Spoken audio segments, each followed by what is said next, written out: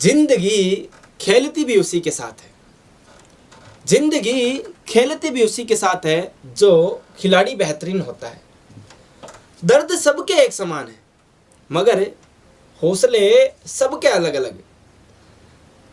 कोई हताश होकर बिखर जाता है तो कोई संघर्ष करके निखर जाता है। कोई हताश होकर बिखर जाता है तो कोई संघर्ष करके निखर जाता है। इसी मोटिवेशनल कोड के साथ मैं मूलचंद प्रजापति आपका हमारे इस YouTube प्लेटफॉर्म मिशन उत्कर्ष पे आपका हार्दिक स्वागत, हार्दिक अभिनंदन करता हूं। इस क्लास में अपन बात करते हैं राजस्थान के कला और संस्कृति विषय को लेकर बात करते हैं। राजस्थान की कला और संस्कृति की अपन बात करें तो इसमें अपने जो टॉपिक चल रहा था वो अंतिम समय अपन ने बात की थी राजस्थान की लोक देवियों की। तो राजस्थान की लोक देवियां जो टॉपिक अपना चल रहा था वो टॉपिक अपना कंप्लीट हो जाता है। और मैंने लास्ट क्लास में आपको राजस्थान की जो महत्वपूर्ण जो लोक देवियां हैं उनमें लास्ट में आपको कुछ जनजातियों की इष्ट देवी या कुल देवियों की बात की, और फिर मेरे पथवारी माता की भी आपके सामने बात की, और फिर मैंने कुछ चर्जा, ढाला, ठाला, नावा आदि शब्दावलियों की बात करके राजस्थान की जो लोक देवियां हैं उस टॉपिक को अपन ने विधिवत रूप से क्या कर दिया था, कंप्लीट कर लिया था, समापन कर दिया था। फिर मैंने बताया कि अगला जो अपन टॉपिक पढ़ेंगे वो पढ़ेंगे अपन राजस्थान के संत और संप्रदाय टॉपिक को लेकर अपन बातें करेंगे। तो आज अपन इस सेशन में बात करेंगे राजस्थान के प्रमुख संत और संप्रदाय की बात करेंगे। इससे पहले मेरी एक छोटी सी आपसे रिक्वेस्ट है, एक छोटी सी एक अपील मान लो, आपके बड़े भाई होने के नाते आपका एक सजेशन मान लो कि अगर आप हमारे इस YouTube चैनल, इस YouTube प्लेटफॉर्म मिशन उत्कर्ष पे अगर नए हैं तो प्लीज़ आप हमारे YouTube चैनल मिशन उत्कर्ष को सबसे पहले सब्सक्राइब कर लीजिए और बगल में जो बेल आइकन का घंटा है उसको प्रेस करना कतई ना भूले, क्योंकि आपको अगर आपने बेल आइकन का घंटा प्रेस कर रखा है तो आपको जो हमारे YouTube चैनल पर जैसे ही वीडियो अपलोड होगा आपको सबसे पहले क्या प्राप्त होगा, नोटिफिकेशन प्राप्त होगा। और अगर आपको हमारे ये सेशन पसंद आए तो प्लीज़ लाइक करना कतई ना भूलें, लाइक कीजिएगा, शेयर कीजिएगा, और आपका जो भी सुझाव हो वो क्या कर देना, कमेंट बॉक्स में कमेंट करके हमें बता देना। तो अपन अब बात करते हैं इस टॉपिक की ओर, राजस्थान के प्रमुख संत और संप्रदाय को लेकर अपन क्या करते हैं, बात करते हैं। शब्द दो है, अलग अलग शब्द है आपके सामने। एक शब्द तो है संत और दूसरा शब्द है आपके सामने क्या, संप्रदाय। क्या गुरुजी संत और संप्रदाय में कोई अंतर होता है क्या? हाँ, अंतर होता है। अरे भाई अंतर होता है तभी तो संत और संप्रदाय लिखा है, एक ही लिख देता संत ओब्लिक संप्रदाय लिख देता। अगर अंतर नहीं होता तो सीधी सी बात है। संप्रदाय का मतलब क्या होता है? संप्रदाय का मतलब होता है वो संतों के द्वारा बनाया गया वो रास्ता जिसके द्वारा व्यक्ति क्या कर सके, मोक्ष को प्राप्त कर सके या फिर अच्छे कार्यों की ओर अग्रसर हो सके।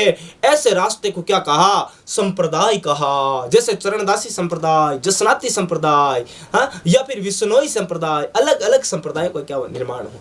तो सबसे पहले अपन बात करेंगे संत है। हाँ भाई, संत क्या होता है? जैसे अपन ने जब लोक देवता टॉपिक पढ़ा था, हाँ भाई कौन सा टॉपिक, लोक देवता जब टॉपिक पढ़ा था तब मैंने आपको लोक देवता की परिभाषा बताई कि साधारण समाज में जन्म लेकर अपने देवियों शक्तियों, जो देवीय शक्तियां हैं उनकी बदौलत लोगों का अच्छा कार्य किया, लोगों के हित में कार्य किया, इसलिए ये लोग क्या कहलाए, देवता कहलाए, लोक देवता कहलाए। यानी कि लोगों के लिए अच्छा कार्य करने वाले क्या कहलाए, लोक देवता कहलाए।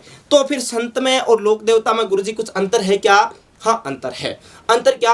इनके पास तो ऑलरेडी देवीय शक्तियां होती थी, उनका प्रयोग करके ये लोगों के लिए डायरेक्ट अच्छा कार्य कर देते। यानी कि अगर मान लो आपको कोई भी, मान लो आपको कोई रोग हो रखा है और आप उस रोग का निवारण चाहते हैं, तो आप मान लो आपको कुष्ठ रोग हो रखा है और आप रामदेव जी के यहाँ गए कि हे बाबा रामदेव जी आप तो मेरा इस कुष्ठ रोग का निवारण कीजिए। तो रामदेव जी आपको कहेंगे तथास्तु, ये लो साहब, चमत्कार से आपका क्या हो जाएगा, रोग निवारण हो जाएगा। लेकिन यहाँ संतों में ऐसा नहीं है। संत जो लोग हैं वो तो अपनी भक्ति से, अपनी तपस्या से उन ज्ञान को प्राप्त करते हैं और ज्ञान के मार्ग से लोगों को मोक्ष तक का मार्ग बताने का कार्य करते हैं साहब, संत है। फिर अब लोक देवता में संतों में आपको मतलब अंतर समझ में आ चुका होगा मेरे हिसाब से। हमें लोक देवता यानी कि चमत्कारी पुरुष ऑलरेडी थे, लेकिन लोक संतों की मैं बात करूं भाई, संत की परिभाषा क्या होती है? संत की परिभाषा यानी कि साधारण समाज में जन्म लेकर अपनी तपस्या या भक्ति के द्वारा ज्ञान अर्जित करके लोगों के हित में अच्छे कार्य करने वाले व्यक्ति क्या कहलाते हैं, संत कहलाते हैं साहब। यानी कि अपनी भक्ति और अपनी तपस्या के द्वारा ज्ञान को अर्जन करना और ज्ञान अर्जन करके फिर उस ज्ञान का प्रयोग करके लोगों के हित, जो लोगों के हित है, जिस कार्य में लोगों के हित है, जिस कार्य की वजह से लोग अच्छाइयों को छू सकते हैं, वो मार्ग लोगों को बताना किसका काम था? संतों का काम था। तो एक नंबर आपने बात कर ली संत, और संत के बाद मैं बात करूं संप्रदाय। हाँ भाई, संप्रदाय क्या होता है?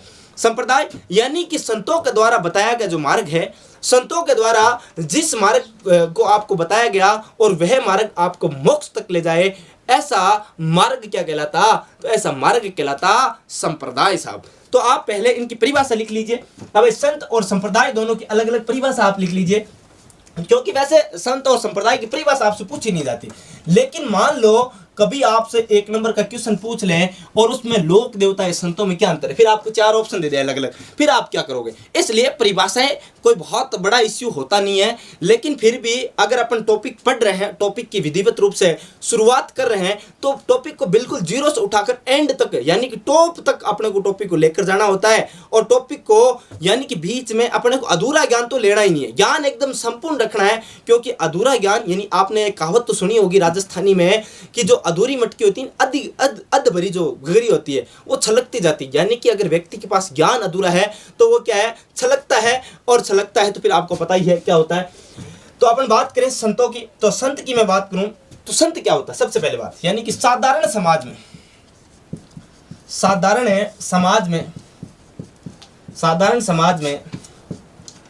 जन्म लेकर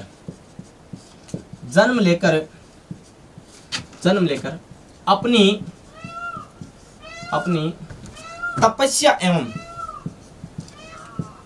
तपस्या या आप कह सकते हो भक्ति के माध्यम से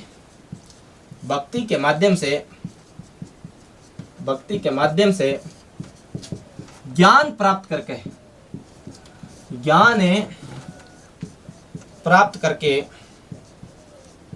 करके लोगों के हितों में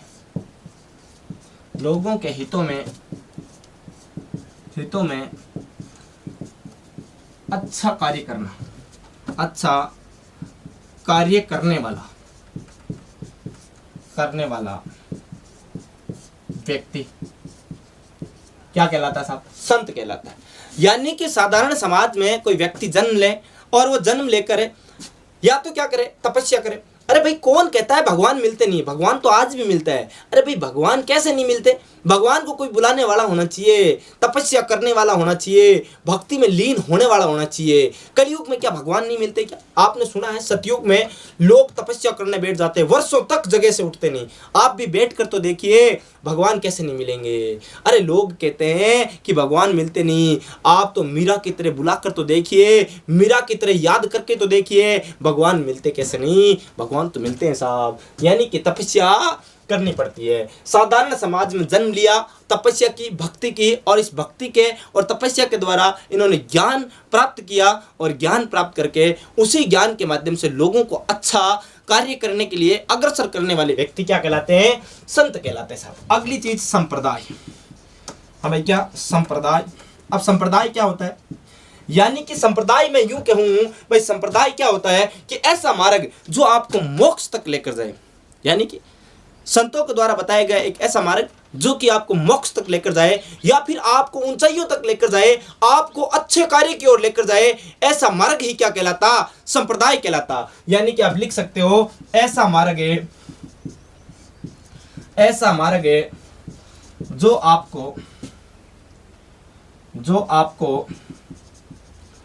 आपको मोक्ष तक लेकर जाए, मोक्ष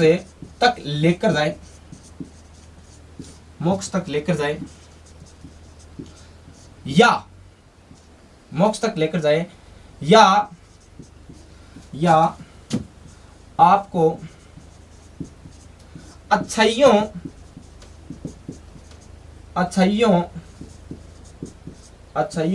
की ओर अग्रसर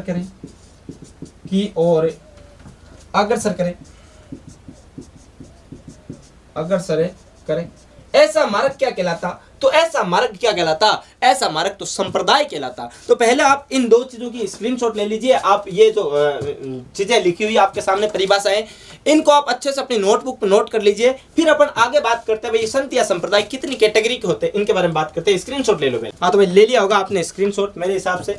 आगे बात करते हैं भाई संत और संप्रदाय की परिभाषा की, तो अपन ने बात कर ली। अब जब अपन संत और संप्रदाय का अध्ययन कर रहे हैं इस टॉपिक का, तो इस टॉपिक में अगर मैं बात करूं भाई कौन कौन सी परंपराएं हैं, भक्ति की ऐसी कौन कौन सी परंपराएं हैं जिसके माध्यम से अगर अपन संत और संप्रदाय को पढ़ें तो ये टॉपिक क्या हो जाएगा, पढ़ना अपने लिए बेहद आसान हो जाएगा। यानी कि राजस्थान के संतों को मैं 3 कैटेगरी में डिवाइड कर सकता हूं। तो आप लिख सकते हो यहाँ भक्ति परंपरा या फिर संत या संप्रदाय। संत या संप्रदाय को मैं 3 कैटेगरी में डिवाइड करता हूँ। हाँ भाई 3 भक्ति परंपराएं हैं। इन 3 भक्ति परंपराओं में इसको क्या कर देता हूं, इस टॉपिक को डिवाइड कर देता हूं। नंबर 1 में बात करूं सगुण भक्ति परंपरा। हमें कौन सी? सगुण भक्ति परंपरा, सगुण भक्ति परंपरा। फिर मैं दूसरी चीज बात करूं भाई, दूसरी जो कैटेगरी है उसमें मैं बात करूं निर्गुण भक्ति परंपरा।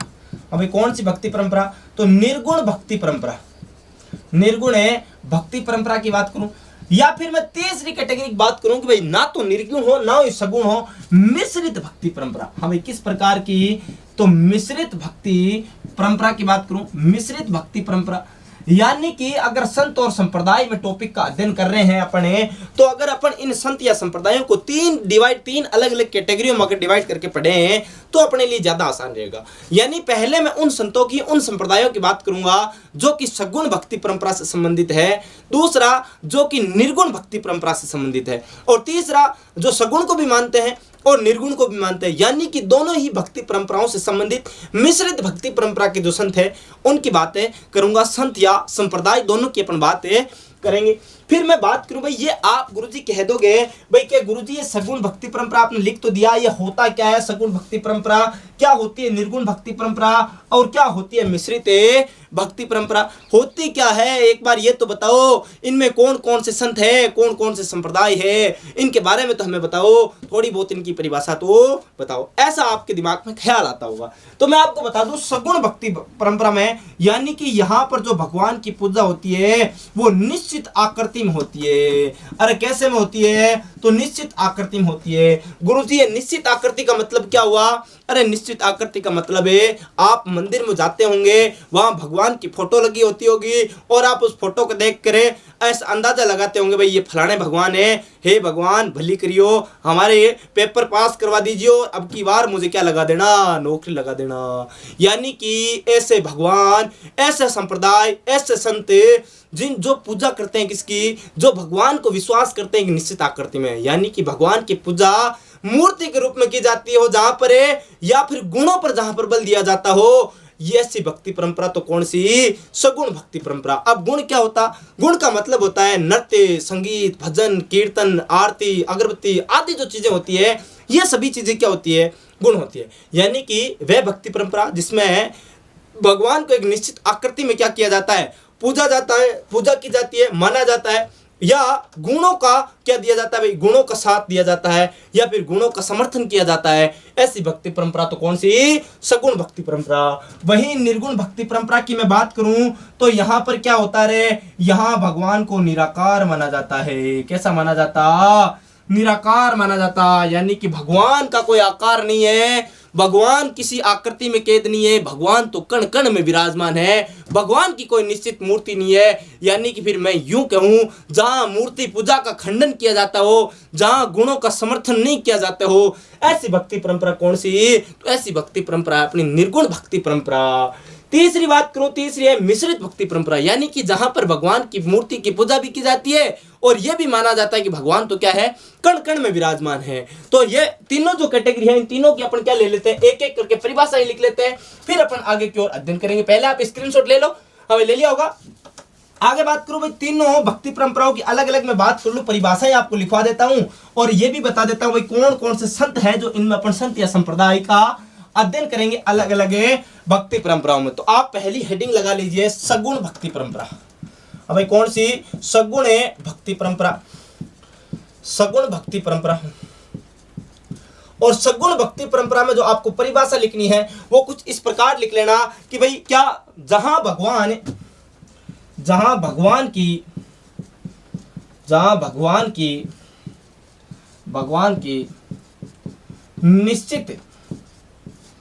निश्चित आकृति में पूजा की जाती है, निश्चित आकृति में पूजा की जाती है, या फिर मैं कोष्टक में लिख दूं मूर्ति पूजा। क्या लिख सकता हूं? मूर्ति पूजा। तथा गुणों का समर्थन किया जाता है। तथा क्या किया जाता है? गुणों का समर्थन किया जाता है। गुणों का समर्थन किया जाता है। कौन सी भक्ति परंपरा कहलाएगी? सगुण भक्ति परंपरा कहलाएगी। अब गुण क्या होते हैं? तो आप यहां लिख लेना, गुण का मतलब होता है क्या? संगीत। हमें भगवान को संगीत के द्वारा खुश करना, नृत्य के द्वारा खुश करना, भगवान के लिए क्या करना?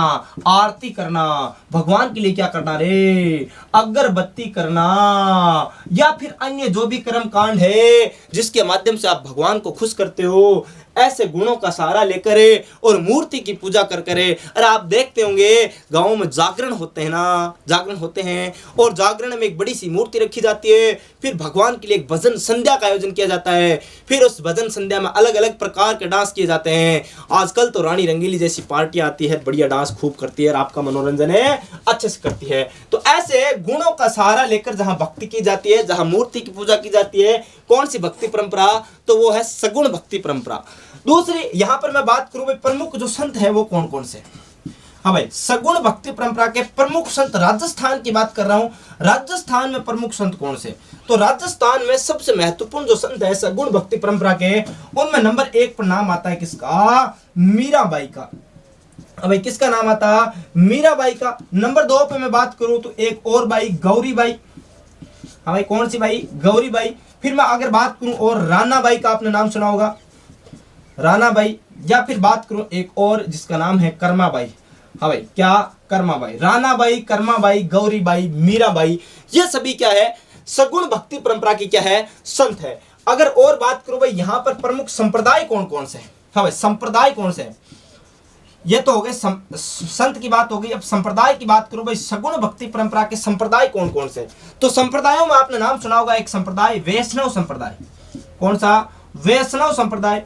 फिर आपने एक नाम सुना होगा शैव संप्रदाय। भाई कौन सा? शैव संप्रदाय। या फिर एक नाम और आपने सुना होगा शाक्त संप्रदाय। शाक्त संप्रदाय।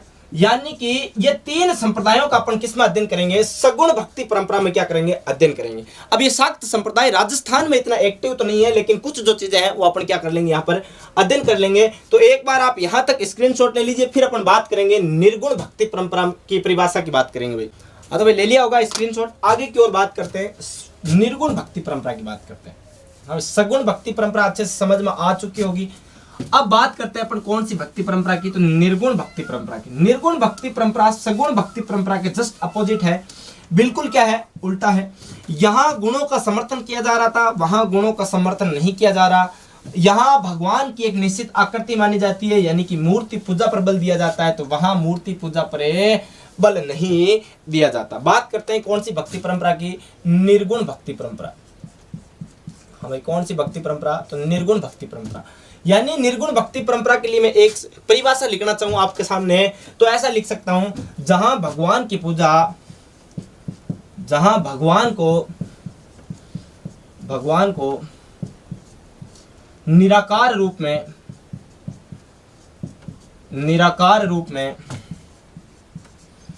में पूजा जाता है, तथा गुणों का समर्थन नहीं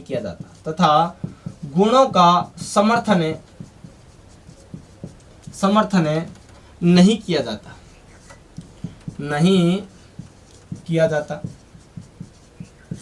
यानी कि मैंने यह चीज तो आपको पहले ही बता दी भाई, गुण क्या चीज होती है। गुण का मतलब मैंने बताया था, संगीत, नृत्य, अगरबत्ती, आरती, या फिर जो मूर्ति पूजा आप करते हैं, वे सभी क्या है? भगवान को खुश करने के जो गुण है उनमें शामिल होते हैं। यहां एक नया वर्ड आया, निराकार। हाँ भाई, निराकार का मतलब क्या है? आप यहां पर लिख सकते हो, निराकार क्या होता है? निराकार का मतलब होता है भगवान का कण कण में वास मानना। निराकार का मतलब होता है भगवान भगवान का कण कण में वास मानना, कण कण में विराजमान मानना, विराजमान है मानना, यानी कि ऐसी भक्ति परंपरा जिसमें भगवान की मूर्ति पूजा के तो लोग क्या है बिल्कुल खिलाफ है। भगवान को खुश करने के लिए जो आप भजन संध्या का आयोजन करते हो, जागरण जमा जिसको आप कहते हो, जो लगवाते हो, इन चीजों का सख्त क्या है खिलाफ हो। यानी कि भगवान को खुश करने के लिए आपको संगीत नृत्य ये सब चीजें करने की आपको कोई जरूरत नहीं है। ये सब क्या है बाहरी दिखावा है, ढोंग है। आपको ढोंग नहीं करना है, यानी कि गुणों का समर्थन भी इस भक्ति परंपरा में नहीं किया जाता।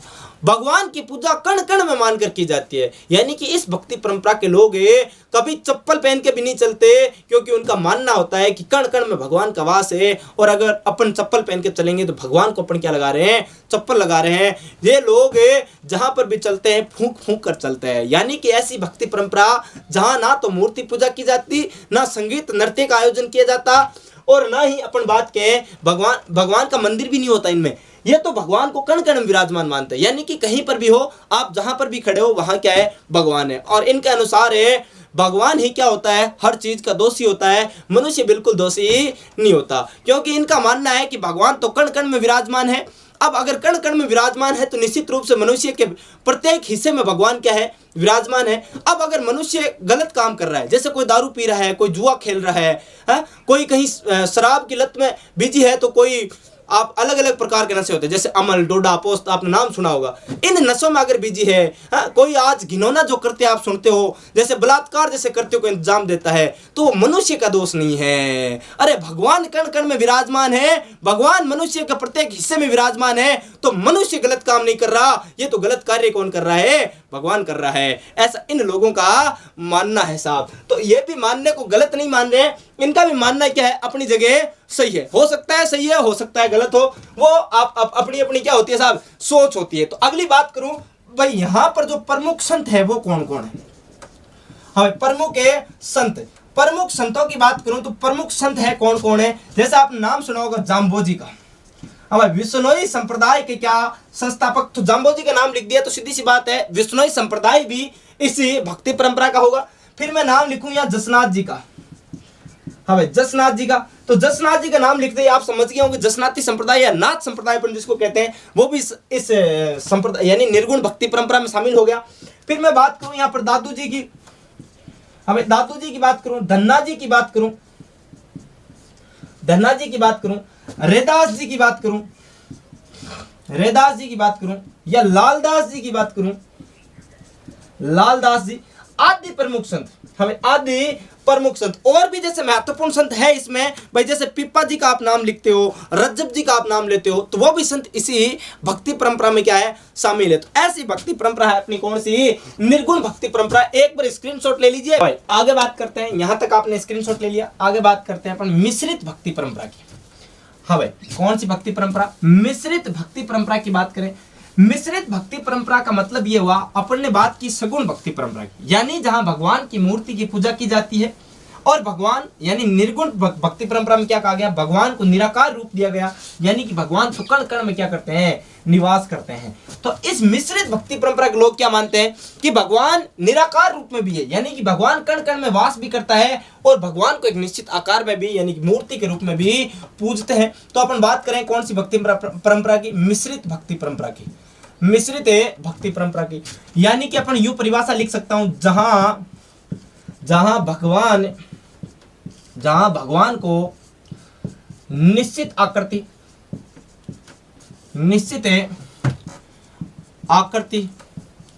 वे निराकार दोनों रूप में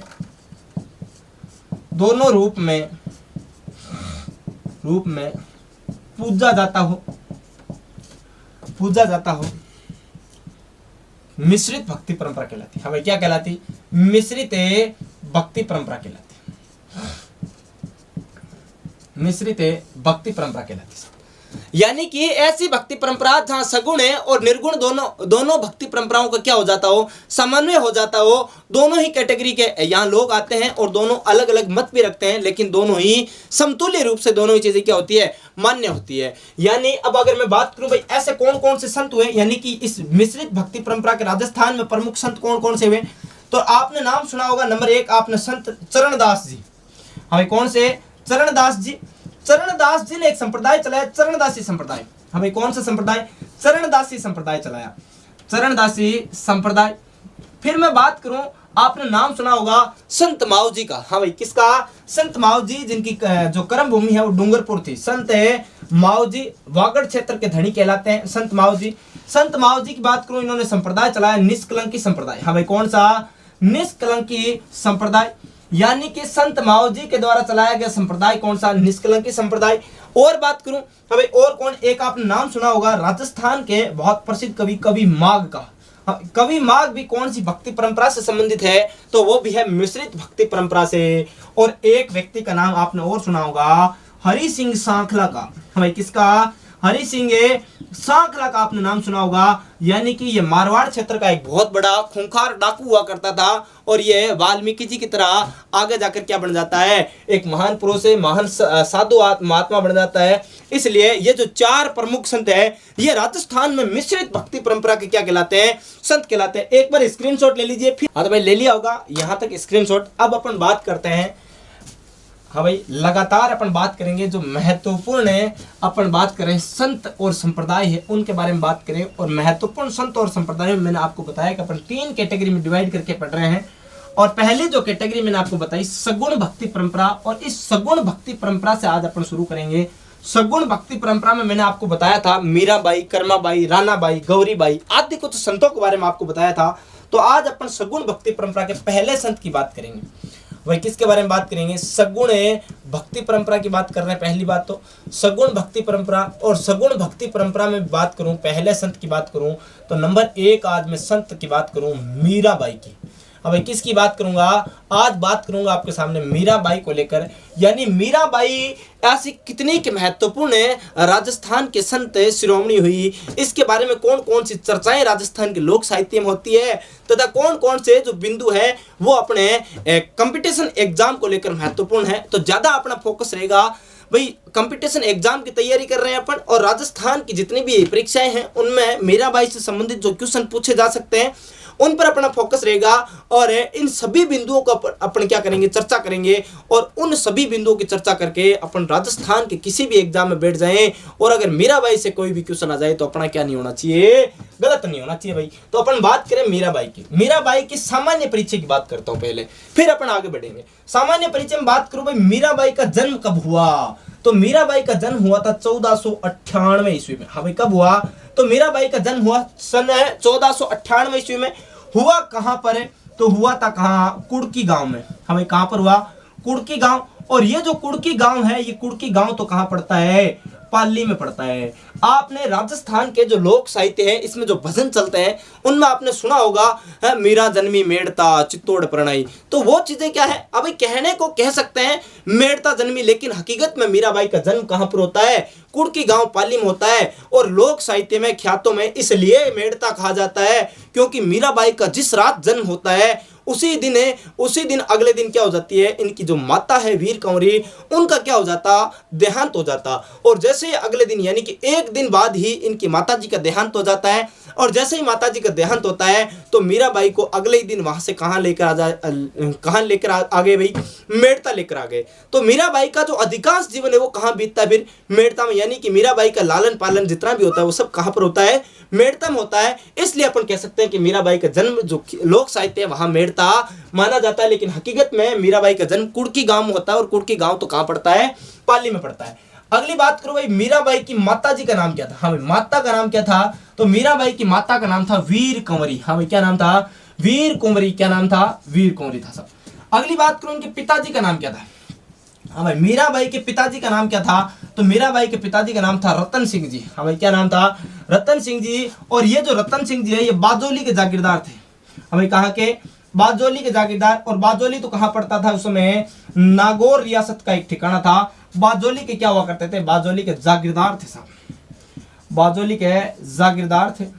अगली बात करूं मीराबाई के बारे में, मीराबाई के दादाजी का नाम क्या था? हाँ भाई, मीराबाई के दादाजी कौन थे? दादाजी का नाम था राव दुद्दा। हाँ भाई, क्या नाम था? राव दुद्दा। और ये राव दुद्दा तो कहाँ के शासक हुआ करते थे? ये राव दुद्दा मेड़ता के शासक हुआ करते थे। हाँ भाई, कहाँ के? मेड़ता के क्या थे? ये शासक थे। यानी मीराबाई की अपन ने सामान्य परिचय की बात की, और सामान्य परिचय में अपन ने माता की बात कर ली, पिता की बात कर ली, मीराबाई के दादाजी की बात कर ली। तो एक चीज और बात कर लूं तो विधिवत क्या हो जाएगी? बात हो जाएगी। मीराबाई के गुरुओं को लेकर क्या कर लेते हैं? चर्चा कर लेते हैं। हमें मीराबाई के गुरु की बात करूं तो 3 प्रकार के गुरु हुए।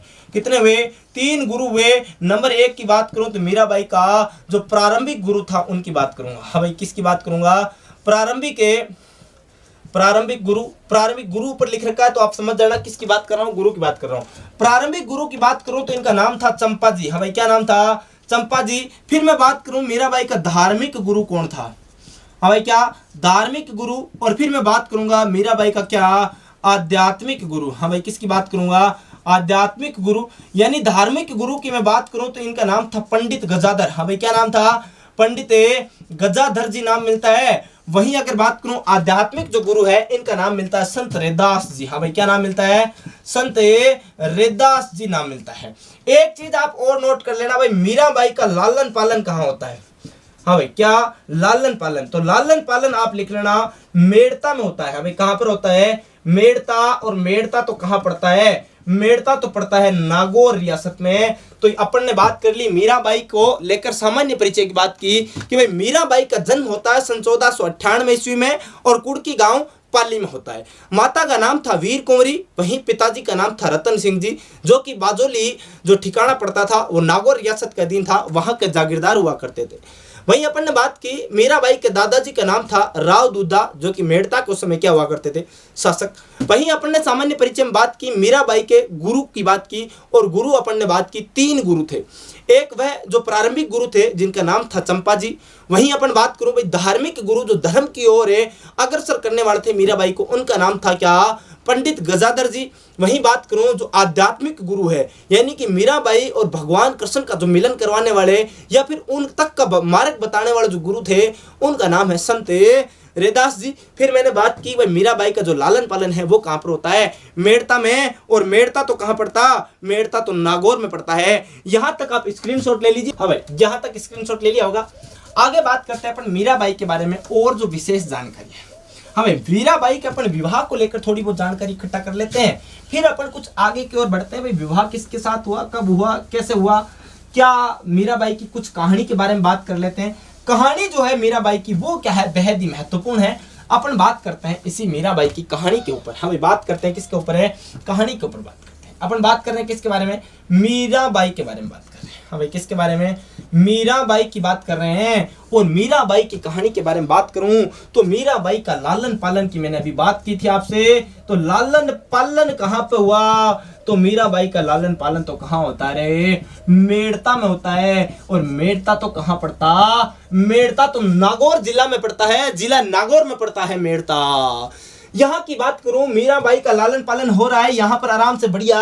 और यहाँ जो मीराबाई का जो दुर्ग है, जिस दुर्ग में मीराबाई निवास कर रही है उस दुर्ग का नाम है दूधागढ़ दुर्ग है। हाँ भाई, कौन सा दुर्ग है? दूधागढ़ दुर्ग है। और ये दूधागढ़ दुर्ग तो कहाँ पड़ता? ये दूधागढ़ दुर्ग तो कहाँ पड़ता रे? मेड़ता में पड़ता। और इस दुर्ग का निर्माण करवाया था राव दुद्दा ने साहब। किसने करवाया? राव दुद्दा ने। हाँ, टेंशन नहीं लेनी है, ये सारी चीजें अभी मैं समझा रहा हूँ, फिर इन्हीं चीजों को व्यवस्थित करके आपके सामने बता दूंगा, नो टेंशन लीजिए। तो यहां तक बात कर ली। फिर अपन बात करूं भाई एक दिन की बात है। एक दिन की बात यूं कि बाहर बढ़िया से एकदम बैंड बाजे बज रहे, डीजे बज रहे और सेनाइयों की आवाज भयंकर सुनाई दे रही। मीराबाई यहाँ दूधागढ़ दुर्ग में खेल रही थी। अचानक से डीजे की आवाज जैसे ही सुनाई दी तो मीराबाई दौड़ती हुई बाहर चली गई। अरे उस समय डीजे नहीं हुआ करते थे, उस समय बैंड वाले हुआ करते थे। बढ़िया सेनाई की आवाज आ रही थी। दूल्हा घोड़ी के ऊपर बैठा था, सेहरा बांधा हुआ था, सजा हुआ था, धजा हुआ था, मुख एकदम तेजस्वी ओजस्वी की तरह चमक रहा था, शानदार दिख रहा था, था, जानदार दिख रहा था। कौन है? घोड़ी के ऊपर बैठा हुआ दूल्हा। मीराबाई भागी भागी बाहर आती है और मीराबाई की उस बैंड बाजों को देखकर फिर घोड़ी के ऊपर नजरें गड़ती है और घोड़ी के ऊपर जो दूल्हा बैठा रहता है उसको देखकर मन में विचार आता है कि ये कौन है, ये तो बहुत सुंदर है। उस दूल्हे की जो छवि है वो मीराबाई के कहाँ बैठ जाती है? दिलो दिमाग में बैठ जाती है। मीराबाई दौड़ी दौड़ी अंदर आती है और अपनी दादी माँ को बुला कर लाती है। अबे किसको लेकर आती? दादी माँ को। और दादी माँ को बुला कर लाकर पूछती है कि हे दादी माँ, ये दूल्हा जो ये घोड़ी के ऊपर जो बैठा है ये व्यक्ति कौन है? तो मीराबाई की दादी कहती है ये तो दूल्हा है, दूल्हा। कौन है? दूल्हा है। तो मीराबाई ने हटकी, मुझे ये दूल्हा चाहिए। मुझे क्या चाहिए? मुझे तो ये दूल्हा चाहिए। तो मीराबाई की दादी ने समझाया ये दूल्हा ऐसे नहीं मिलता, कम से कम 18 साल की उम्र हो जाए फिर क्या मिलता है? दूल्हा मिलता है। लेकिन मीराबाई ने हट कर ली, मुझे तो क्या चाहिए? दूल्हा चाहिए। इसलिए मीराबाई की जो दादी जी है वो मीराबाई की दादी जी ने मीराबाई को इसी दूधागढ़ दुर्ग में 4 भुजानाथ के मंदिर में लाकर बिठाया और वहां पर भगवान कृष्ण की मूर्ति को दिखाकर कहा कि यही गिरधर गोपाल तेरे क्या है? दूल्हा है। यही तेरे क्या है? पति है। और इसी दिन से मीराबाई इस भगवान कृष्ण की मूर्ति को, इस गिरधर गोपाल को अपने दिल में बिठा लेती है और जी जान से इन्हीं को अपना पति मान लेती है, इन्हीं को अपना क्या मान लेती है? दूल्हा मान लेती है। और जीवन पर्यंत इनकी क्या करती है? पूजा करती है, अपने पति को पाने में लग जाती है। साहब आगे बात करूं, हाँ भाई बात कर रहे हैं किसके बारे में?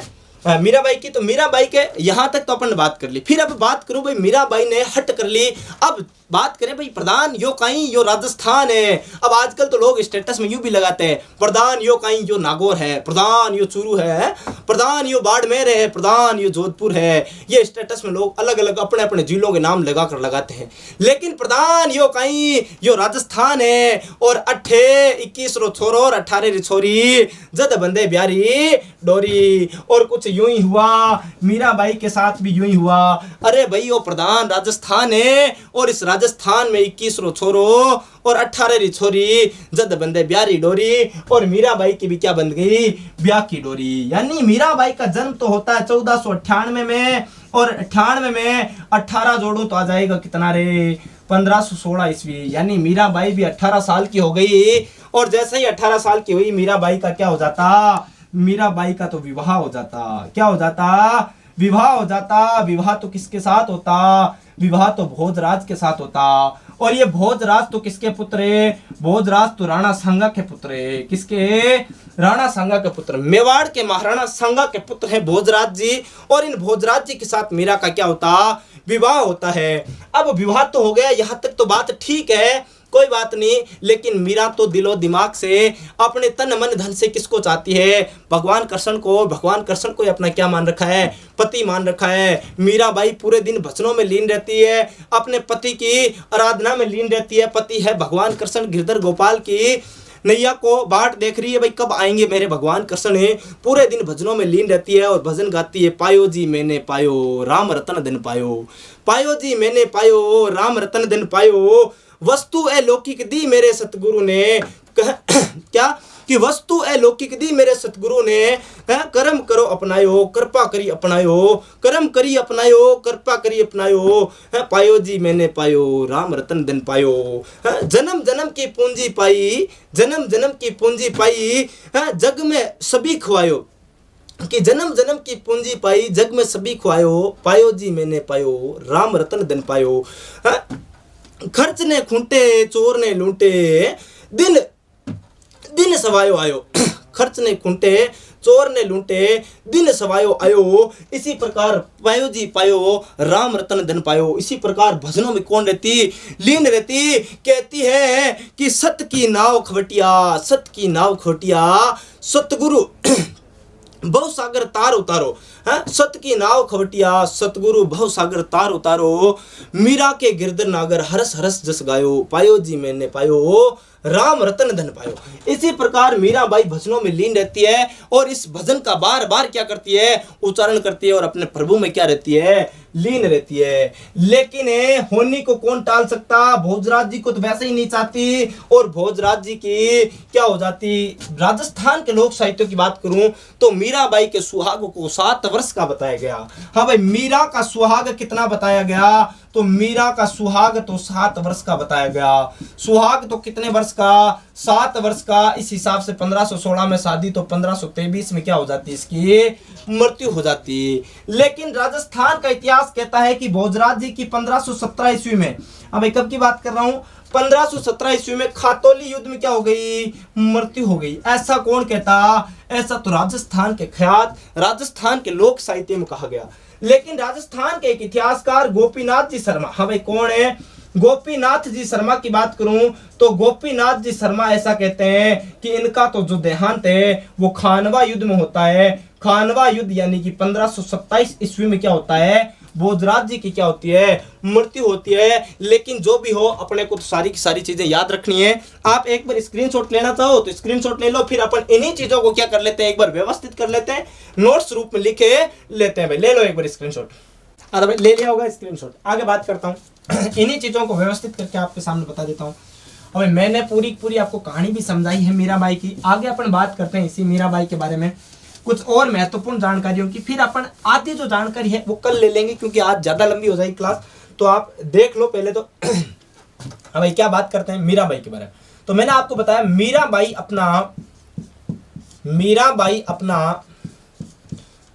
अपना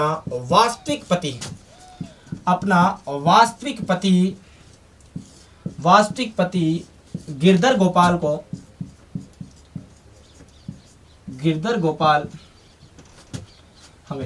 गोपाल या फिर कोष्टक में आप लिख सकते हो श्री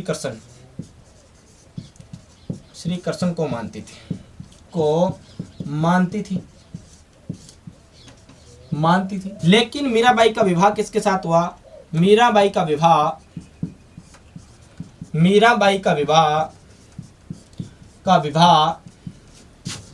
1516 ईस्वी में मेवाड़ महाराणा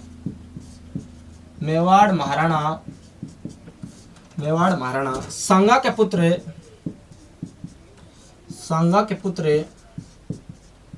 भोजराज के साथ होता है।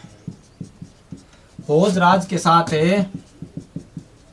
हुआ। यहां तक अपन ने बात कर ली। फिर मैंने बात की इस भोजराज की मृत्यु के बारे में बात की, तो आप लिख सकते हो भोजराज की मृत्यु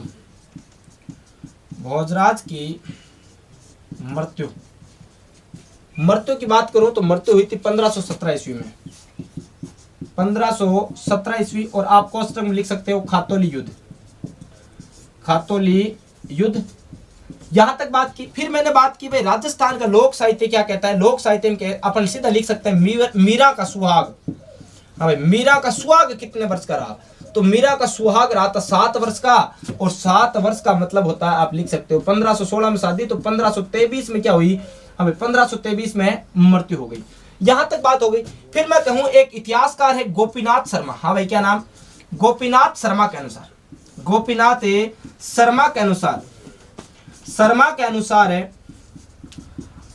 मृत्यु, तो इनके अनुसार मृत्यु होती है 1527 ईस्वी में। हाँ भाई कब होती है? 1527 में। और 1527 में तो कौन से युद्ध के समय? खानवा युद्ध में। हाँ भाई किसमें? खानवा युद्ध में क्या हो जाती है? इनकी मृत्यु हो जाती है। यहां तक एक बार आप स्क्रीनशॉट ले लीजिए। भाई ले लिया होगा स्क्रीनशॉट। आगे की ओर बात करते हैं। हाँ भाई मीराबाई की और कुछ महत्वपूर्ण जानकारी की बात करते हैं। अभी तो मीराबाई के बारे में कुछ भी नहीं हुआ, सामान्य जानकारी चल रही है। मीराबाई की अभी तो बहुत महत्वपूर्ण जानकारी अभी बाकी है, तो लगातार बने रहिए और अपन बात करते हैं मीराबाई के बारे में। अब मैं बात करूं मीराबाई की। हाँ भाई किसकी बात कर रहा हूं? मीराबाई की बात करूं। मीराबाई की जब मैं बात करूं तो मीराबाई का आपको पता होगा मीराबाई के ससुर का नाम था राणा सांगा। हाँ भाई क्या नाम था? राणा सांगा। और इस राणा सांगा के 4 पुत्र थे। कितने पुत्र? 4 पुत्र थे। नंबर 1 पुत्र का नाम था रतन सिंह। हमें नाम सुना होगा आपने, रतन सिंह। रतन सिंह के बाद जो पुत्र था उसका नाम था भोजराज। हमें क्या नाम था? भोजराज। और भोजराज के बाद बात करूं तो नंबर 3 पर जो पुत्र थे उनका नाम क्या था? विक्रमादित्य। हमें क्या नाम था? विक्रमादित्य। और विक्रमादित्य के बाद की बात करूं तो आपको पता होगा नाम है उदय सिंह जी। हमें क्या नाम है? उदय सिंह जी। यहां तक बात करूं, अब होता क्या देखो भाई, मैं ये क्यों लिख रहा हूं यहाँ पर, क्या ताल्लुक है इनका। तो बात करूं भाई राणा सांगा की बात करूं तो राणा सांगा का 1528 में आपको पता है देहांत हो जाता है। खानवा युद्ध के बाद 1528 में क्या हो गया? देहांत हो गया। तो 1528 में जैसे देहांत होता है तो बड़ा पुत्र कौन? रतन सिंह। तो रतन सिंह क्या बनेगा? शासक बनेगा। रतन सिंह जब शासक बनता है तो रतन सिंह का कार्यकाल जो रहता है 1528 से 31 रहता है। हाँ भाई, कब रहता है? 1528 ईस्वी से 1531 ईस्वी, यानी कि ज्यादा नहीं रहता, 1 साल का क्या रहता है? शासन। 28 29 30 31, 3-4 साल का क्या रहता है? शासन काल रहता है। यहाँ रतन सिंह जी ने भी भाई, जब समाज में अपन बात करो भाई, भोजराज जी की मृत्यु तो लास्ट अपन भाई अगर गोपीनाथ शर्मा की माने तो भी 1527 में हो गई। हाँ, यानी कि इस रतन सिंह के शासक बनने से पहले ही भोजराज की क्या हो चुकी है? मृत्यु हो चुकी है। अब अगर समाज में कोई महिला विधवा हो जाती है तो उस महिला का लोग तिरस्कार करते हैं, और इसी प्रकार रतन सिंह ने भी तिरस्कार किया। और कह सकते हैं भाई, रतन सिंह ने एक बार मीराबाई को मारने के लिए सांपों की टोकरी भेजी थी। क्या भेजी? सांपों की टोकरी भेजी। फिर अपन विक्रमादित्य की बात करेंगे, हाँ, उदय सिंह जी की बात करेंगे, इन्होंने क्या क्या किया ये बात करेंगे बाद में। तो सांपों की टोकरी भेजी, लेकिन मीराबाई को वो जो टोकरी है वो भगवान कृष्ण की पूजा भक्ति में लीन होने की वजह से क्या हुआ? भगवान कृष्ण ने उन सांपों को फूलों में बदल दिया, इसलिए मीराबाई का कुछ भी नहीं हुआ। हाँ भाई, बिल्कुल कुछ भी नहीं हुआ। क्यों? क्योंकि भगवान कृष्ण की क्या करती थी? आराधना करती। अगला जो शासक बनेगा रतन सिंह जी, 1531 में क्या हो जाती है? मृत्यु हो जाती है। अगला शासक नंबर किसका आएगा? भोजराज का। भोजराज जी तो पहले ही खत्म हो चुका है, तो भोजराज जी तो है ही नहीं, तो कोई बात नहीं। अगला शासक बनेगा कौन? विक्रमादित्य। और विक्रमादित्य के बाद शासक बनेगा कौन है? उदय सिंह जी। अब ये जो विक्रमादित्य और उदय सिंह जी है, ये मीराबाई पर कुछ क्या लगाते हैं? शर्तें लगाते हैं। कहते क्या है कि मेवाड़ राज घराना, यानी मीराबाई को एक दिन बिठाते हैं और मीराबाई को समझाते हैं। अरे भाई, मीराबाई को क्यों बिठाते हैं? मीराबाई को क्यों समझाते हैं? क्योंकि मीराबाई एक संत है, मीराबाई एक संत प्रवृत्ति की महिला है। वह तो किसी भी हालत में अपने गिरधर गोपाल को हासिल करना चाहती है, और जो गिरधर गोपाल को हासिल करना चाहती है वो मीराबाई कभी किसी भक्त मंडली में जाती है, तो कभी किसी जागरण में जाती है, तो कभी किसी जमा में जाती है। यानी कि मीराबाई का आना जाना हमेशा लगा रहता है। इसलिए विक्रमादित्य और उदय सिंह एक दिन मीराबाई को बिठाकर समझाते हैं कि मीराबाई कि आप केवल संत शिरोमणि नहीं है, आप मेवाड़ राजघराने की, यानी कि मेवाड़ राजघराना राजस्थान का ही नहीं अपितु पूरे भारत का सम्मानित राजघराना है। उस राजघराने की आप क्या है? बहू भी है। इसलिए आप थोड़ा लिहाज रखिए, आने जाने का थोड़ा क्या रखिए? लिहाज रखिए।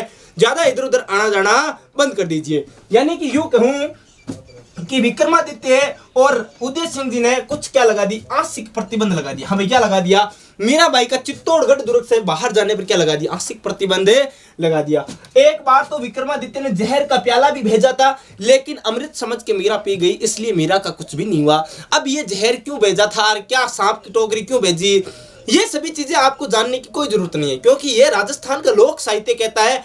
यानी कि ये दंत कथाएं हैं, उन दंत कथाओं पर अपन भरोसा नहीं कर सकते। इन कथाओं का कोई लिखित उल्लेख मिलता नहीं है, इसलिए मैं आपको ज्यादा कुछ इन चीजों के बारे में बताऊंगा नहीं। फिर बात करूं भाई, यहाँ पर आंशिक प्रतिबंध लगा दिया। प्रतिबंध लगा दिया तो मीराबाई अब कहां पर रह रही है? चित्तौड़गढ़ में रह रही है। चित्तौड़गढ़ से बाहर नहीं जा सकती, इसलिए मीराबाई ने अपने आध्यात्मिक गुरु रैदास जी को यहाँ चित्तौड़गढ़ बुलाया। हाँ भाई, कहां बुलाया? संत रैदास जी को चित्तौड़गढ़ बुलाया, और रैदास जी को बुलाकर कहा कि भाई मैं एक संत हूं और मेरे यहाँ भक्ति में क्या आ रही है? बाधा आ रही है। मुझे भगवान कृष्ण की भक्ति नहीं करने दी जा रही, मेरे भक्ति में क्या डाली जा रही है? बाधाएं डाली जा रही है। इसलिए रैदास जी ने कहा, रैदास जी और एक व्यक्ति आप कह सकते हो तुलसीदास जी, हमें आचार्य तुलसीदास जी, रैदास जी और आचार्य तुलसीदास जी के कहने पर मीराबाई क्या कर देती है? चित्तौड़ छोड़ देती है और कहां चली जाती है? वृंदावन चली जाती है। और वृंदावन तो कहां पड़ता है? वृंदावन तो उत्तर प्रदेश यानी यूपी में पड़ता है, यहाँ की ओर चली जाती है। यहाँ कुछ दिन रही। वृंदावन की अगर मैं बात करूं भाई, यहाँ पर जो है वृंदावन में मीराबाई ने किसके सानिध्य में भक्ति की? तो यहाँ पर कह सकते हैं भाई रूप गोस्वामी के नेतृत्व में क्या की थी? भक्ति की थी भगवान कृष्ण की। रूप गोस्वामी, यानी कि वृंदावन जाते ही रूप गोस्वामी से सबसे पहले मीराबाई क्या की थी? मिलन हुआ, और इन्हीं के सानिध्य में भगवान कृष्ण की क्या की? मीराबाई ने भक्ति की। यहां तक तो बात ठीक है, लेकिन यहां कुछ दिन ही रुकी और फिर यहां से मीराबाई कहां चली गई? अपने जीवन के अंतिम समय में कहां की ओर चली गई? द्वारिका। और द्वारिका तो कहां पड़ता? द्वारिका तो गुजरात में पड़ता है। यहां से द्वारिका आने के बाद कुछ समय बाद ही अपन कह सकते हैं यहीं पर है डकोर नामक स्थान पर एक मंदिर पड़ता है। डकोर गुजरात में पड़ता है। यहाँ पर एक मंदिर है रणछोड़ राय मंदिर। हाँ भाई, कौन सा मंदिर है? रणछोड़ राय मंदिर। और रण छोड़ राय मंदिर में क्या हो गई, यहाँ पर भगवान कृष्ण की मूर्ति के अंदर क्या हो जाती है, मीराबाई समा जाती है। यानी कि भगवान कृष्ण मीराबाई की भक्ति से खुश होते हैं और मीराबाई को अपनी मूर्ति के अंदर क्या कर लेते हैं, समा लेते हैं। और कहा जाता है कि जब मीराबाई भगवान कृष्ण की मूर्ति में समा रही थी तो वो पूरी की पूरी मूर्ति के अंदर समा तो जाती है, लेकिन अंतिम समय में जब मूर्ति में समा रही थी तो मीराबाई का पल्लू क्या रह जाता है, मूर्ति से बाहर रह जाता है। आज भी उस मूर्ति के मुख से क्या लटक रहा है, मीराबाई के ओढ़ने का पल्लू क्या है, बाहर लटक रहा है। तो ऐसी थी अपनी कौन, मीराबाई। पहले आप इस चीज का अगर कोई डायग्राम का स्क्रीनशॉट लेना चाहे तो एक बार ले लो। आगे बात करें अपन मीराबाई की कुछ और, ये जो चीजें अपन अभी बात कर ली, इन्हीं चीजों को अपन क्या कर लेते, पहले तो व्यवस्थित कर लेते, फिर आगे की ओर बढ़ेंगे। इन्हीं चीजों को क्या कर लेते, एक बार है व्यवस्थित कर लेते भाई अच्छे तरीके से। हाँ भाई, बात करूं यहाँ पर मीराबाई की, अपन ने जो चीजें पहले बात की, जैसे मैं विक्रमादित्य की बात करूं। हाँ भाई, विक्रमादित्य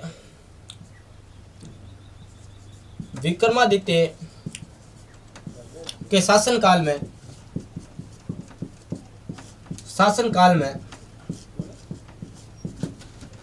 मीराबाई संत रैदास व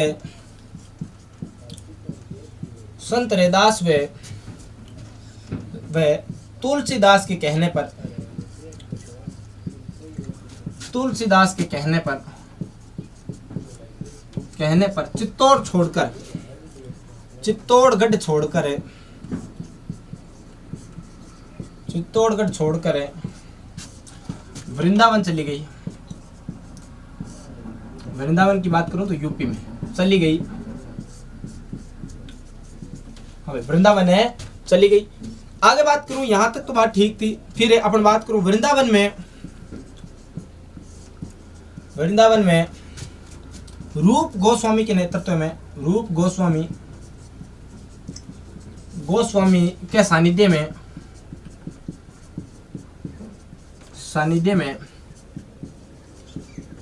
कृष्ण पूजा की, कृष्ण भक्ति की। फिर बात करूं मीराबाई का अंतिम समय, या फिर अपन यूं लिख सकता हूं मैं, द्वारिका गुजरात में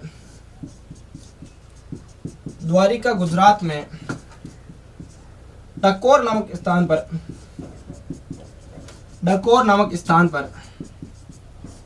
पर रण छोड़ राय मंदिर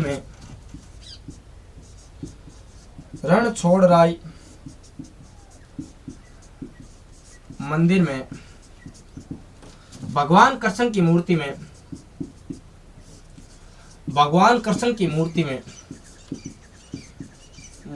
में विलीन हो गई। हाँ भाई, मीराबाई भगवान कृष्ण की मूर्ति में कहां पर विलीन हो जाती है, तो रण छोड़ राय मंदिर, और रण छोड़ राय मंदिर तो डकोर नामक स्थान द्वारिका गुजरात में पड़ता है, यहां पर विलीन हो गई।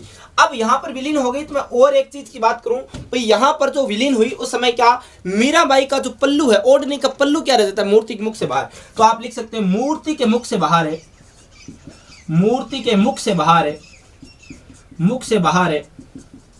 मीराबाई का पल्लू लटका हुआ है। यहां तक अपन ने बात कर ली, बाकी बातें अपन करेंगे अपनी नेक्स्ट एपिसोड में। अभी मीराबाई के बारे में जो प्रमुख ग्रंथ है मीराबाई के जो प्रमुख मंदिर है, और जो 5-7 जो महत्वपूर्ण मीराबाई के फैक्ट है, उन सभी चीजों के बारे में अपन क्या करेंगे, अध्ययन करेंगे। तो आज की क्लास में अपन इतना ही पढ़ेंगे, बाकी अपन अपने नेक्स्ट एपिसोड में पढ़ेंगे। तो आज के लिए इतना ही बहुत है, क्योंकि लाइटिंग की थोड़ी प्रॉब्लम है दोस्तों।